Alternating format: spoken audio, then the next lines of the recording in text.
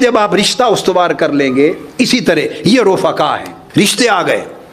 صلہ رحمی، خونی رشتہ داروں سے محبت کریں، ان کی خدمت کریں، ان کی مدد کریں، یہ اللہ کی عبادت بھی ہے، اللہ کی محبت ہے، اللہ کی محبت ہے۔ آپ کہیں گے صلہ رحمی کہتے ہیں نا، یہ اللہ کی محبت کیسے ہے؟ اللہ پاک نے فرمایا، حدیث پاک میں آقا علیہ السلام نے فرمایا کہ صلہ رحمی جو رحم ہے، اس کو میں نے اپنے رحمان اور رحمت میں سے نکالا ہے۔ رحیم رحم، صلہ رحمی، جوڑنا خونی رشتوں کو، یہ جو رحم ہے جس کو جوڑنا ہے خونی رشتے کو، اس لفظ کو میں نے اپنی رحمت اور رحمان کے نام سے نکالا ہے اور میرے عرش کے ساتھ معلق ہے۔ تو جو خونی رشتوں کے ساتھ بھلائی کرے وہ بھی اللہ سے محبت ہے۔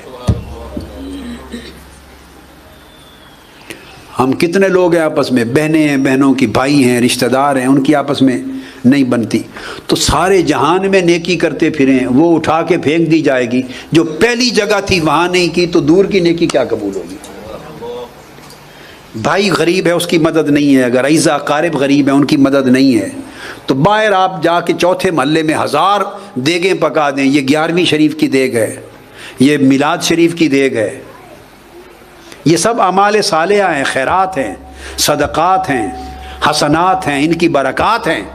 مگر یہ تو بڑھ چڑھ کے کر رہے ہوں۔ اور غریب قریب خونی رشتہ دار آپ کے، بہنیں، سگی بہنیں، آپ کو اللہ نے فراوانی دی ہے، اس لیے دیگیں پکاتے ہیں نا، خرچ کرتے ہیں، ادھر یتیم خانے میں دے رہے ہیں، مساجد میں خرچ کر رہے ہیں بڑھ چڑھ کر، اور سگی بہن ہے، سگے بھائی ہیں، والدین ہیں، خونی رشتے ہیں، اعزا اقارب ہیں، ان کو خرچے کی ضرورت ہے، جائز ضروریات، اور وہ محتاج ہیں، ان کی پرواہ نہیں ہے، تو اللہ پاک فرمائے گا پھر میں تمہارے باقی خیرات کی پرواہ نہیں کرتا۔